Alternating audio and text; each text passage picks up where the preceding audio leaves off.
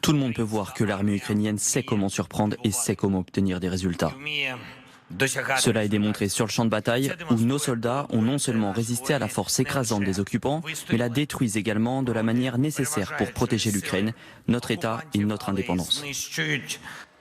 Beaucoup des Ukrainiens, joli coup des Ukrainiens.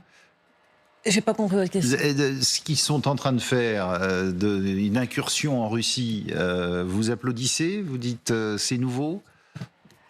Applaudir, c'est difficile. Si vous voulez, on sait quand même très peu de choses sur ce qui se passe dans cette incursion. Ouais. Il y a donc des Ukrainiens qui sont sur place.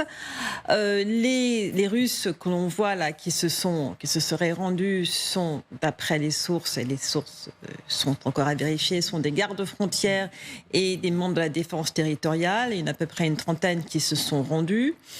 Il y a aussi eu des bombardements dans la ville de Soundja. Et aujourd'hui, une grosse polémique sur les réseaux Telegram russes est liée au fait que cette région de Koursk, normalement, était protégée par Akhmat, donc une unité tchétchène, qui n'a visiblement pas bien fait son travail. Aujourd'hui, des renforts sont en train d'être envoyés dans la région, y compris de soldats de Wagner. On se souvient donc de cette Ils sont pas seulement en Afrique, milice, de cette milice. Alors, il y a même des images qui circulent aujourd'hui de milices Wagner en Afrique qui disent: nous rentrons à la maison, nous allons défendre la patrie dans la région de Koursk. Donc, les Russes ont été totalement pris de court. Alors, ils ont été totalement pris de court. Ils ont maintenant décrété l'état d'urgence 36 heures après les incursions.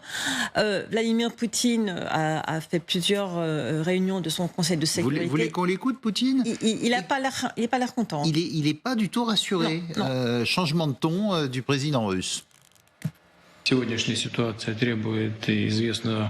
La situation actuelle exige une certaine dose de courage et de sang-froid. Pour résoudre ces tâches complexes, difficiles et extraordinaires auxquelles sont confrontées toutes les branches et tous les niveaux du gouvernement, y compris le gouverneur et son équipe. Bon, on sent que le ton a changé là quand même. Hein. C'est extrêmement difficile, extraordinaire. Alors Poutine est dans une situation difficile. Il faut quand même mettre ça dans un contexte plus large depuis le début de cette guerre. C'est pas la première fois qu'il y a des incursions qui viennent d'Ukraine sur le territoire russe. L'année dernière, début juin, fin mai, début juin, il y a des incursions du corps de volontaires russes. Donc ce sont des Russes qui sont en Ukraine, qui sont anti-Poutine. Certains sont affiliés à des mouvements d'extrême droite assez malsains. D'autres sont des Russes tout simplement anti-Poutine. Donc il y a un amalgame. Et là, c'est différent. On parle de milliers d'hommes ukrainiens et ça dure. C'est différent, ça dure, mais ce que je voulais vous dire, c'est que quand il y a eu l'incursion l'année dernière, ça a été suivi quelques semaines après de la mutinerie de Prigojine. Pourquoi est-ce que je fais le lien? Parce qu'il y avait le même mécontentement à l'époque du côté des citoyens russes ordinaires, des gouverneurs des régions, des questions qui se posaient dans l'armée. Mais que fait notre armée? Où sont les gardes frontières? Comment est-ce possible que nous ne puissions pas défendre notre territoire? Et ça continue aujourd'hui. Les blogueurs disent ils auraient pu prévoir, ils auraient pu s'attendre à ce qui allait se passer. Absolument. Les blogueurs, donc les fameux Z-blogueurs, donc les blogueurs militaires russes, se posent beaucoup de questions. Tout ça se passe aussi dans un fond général de malaise dans le milieu de la défense, parce que je vous rappelle qu'il y a quelques mois, le ministre de la Défense, Sergueï Shoigu, a été remplacé. Il est maintenant chef du Conseil de sécurité, mais c'est quand même il a perdu des fonctions, il a perdu son prestige. Depuis, même si c'est quand même l'envoyé de Poutine, on l'a vu en Iran. C'est l'envoyé de Poutine en Iran. Il a encore un rôle. Alors, Sergueï Shoigu et Poutine sont très proches. Ouais. Sergueï Shoigu est embriqué dans une affaire de corruption énorme qui est en train de faire chuter un grand nombre de têtes à l'intérieur du ministère de la Défense. Il y a des généraux qui sont en prison, il y en a d'autres qui tombent de leurs fenêtres ou de leurs bateaux ou qui ont des malaises. Il y a une vraie fébrilité Une espèce de purge en ce moment? Oui, il y a une purge et puis il y a surtout, il faut essayer de comprendre pourquoi il y a cette purge, pourquoi maintenant. Donc officiellement, c'est lié à la corruption. Non officiellement, il y a beaucoup de craintes de la part de Poutine, c'est ce que disent les analystes, des craintes de la part de Poutine que certaines réactions de l'armée prendraient trop de pouvoir. Donc il y a un malaise, il se passe quelque chose au sommet du pouvoir aujourd'hui en Russie, dans les milieux militaires.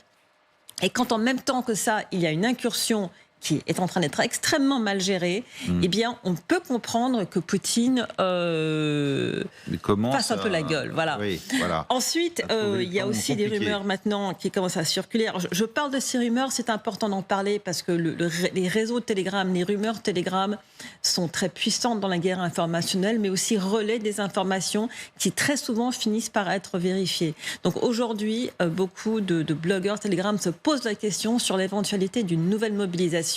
Parce que la soi-disant menace de la part de l'Ukraine et bien évidemment des pays de l'OTAN, parce que des rumeurs fausses sur l'utilisation d'armes de l'OTAN dans la région de Koursk sont aussi en train de circuler.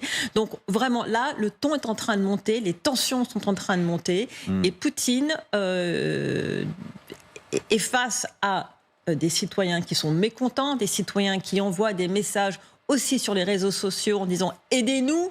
Aidez-nous, ma grand-mère, mon grand-père ne peuvent pas être évacués, nous n'avons plus d'argent, nous n'avons plus de maison. Ce sont des milliers de civils évacués de part et d'autre de la frontière. Comment est-ce qu'il peut justifier, Poutine, que c'est toujours une simple opération spéciale? Ça devient de plus en plus compliqué, là, quand même. Non, Poutine justifie ce qu'il veut, comme il veut et quand il veut. Il peut tout faire, il contrôle les médias, il contrôle il contrôle, en tout cas, jusqu'à présent, il contrôle plus ou moins le pays aussi. Ouais. Il n'y a pas besoin de justifier. Mais là, le territoire russe grignoté, c'est terrible pour lui. C'est compliqué. C'est très, très, très négatif pour lui. Nous sommes au mois d'août. Le mois d'août, historiquement, en Russie, est un mois où il y a parfois des problèmes. Je rappelle que le fameux putsch de 1991 a lieu au mois d'août. Hier soir, sur l'antenne, Sergueï Girnov nous rappelait que le désastre du sous-marin Kursk en 2000 a eu lieu au mois d'août. C'était le 12 août, c'était tout au début du premier mandat de Vladimir Poutine. Ça a été un désastre de relations publiques. C'est à partir de ce moment-là que Poutine a dit « je ne veux plus jamais parler aux journalistes ni au peuple, aux victimes d'événements sans avoir vraiment un cordon sanitaire autour de l'information qui va être diffusée. » Donc ce qui se passe aujourd'hui est un vrai problème pour Poutine. C'est une épreuve pour Poutine. C'est une épreuve pour Poutine. Regardez ces images, par exemple, qu'on diffuse aussi en Russie, où on voit de l'aide arriver de Moscou avec des frigos, des fours à micro-ondes, des machines à laver. Vous imaginez aller expliquer ça à votre peuple que oui, c'est une incursion ukrainienne, donc il faut venir en aide aux populations russes. De l'autre côté, alors pour l'instant, on a entendu Zelensky, il crie pas victoire, loin de là. Il dit on est dans notre droit. Écoutez, Monsieur Podolyak, c'est l'un des principaux conseillers de Volodymyr Zelensky, et Marianne Kotonov, envoyée spéciale d'LCI, a pu l'interroger. Pourquoi cette incursion? Sa réponse est assez intéressante. Pour discuter avec un agresseur qui n'est pas du tout prêt à respecter les règles internationales, qui pense qu'il peut toujours enfreindre ces règles en toute impunité, la seule façon de construire les négociations, c'est de s'imposer. Il doit comprendre premièrement qu'il n'a pas toutes les cartes en main, deuxièmement qu'il n'est pas tout puissant dans cette guerre, et troisièmement qu'il a beaucoup à perdre.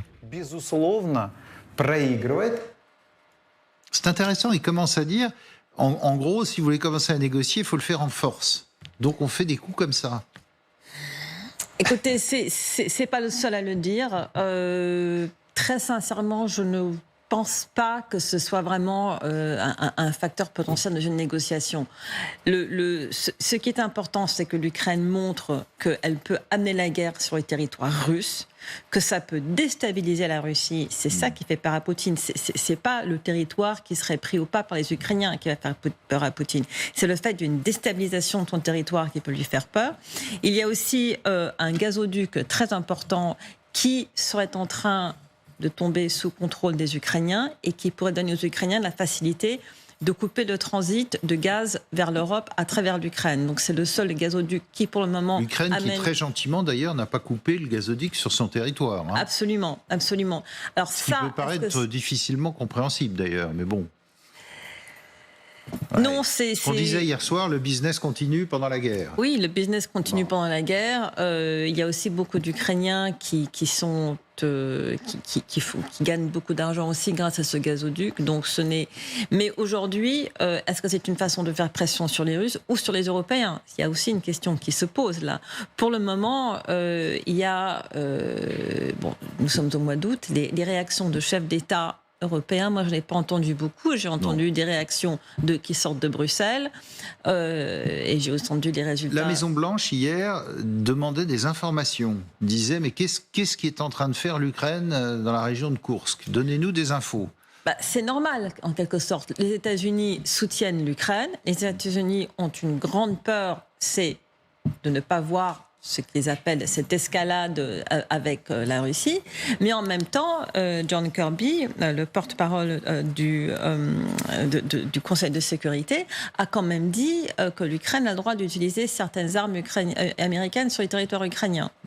Donc les États-Unis font comme ils ont toujours fait, ils soutiennent et puis ils soutiennent pas, ils essayent, ils essayent. Enfin, les États-Unis depuis le début, on sent qu'ils veulent que l'Ukraine gagne sa guerre, mais que la Russie ne la perde pas.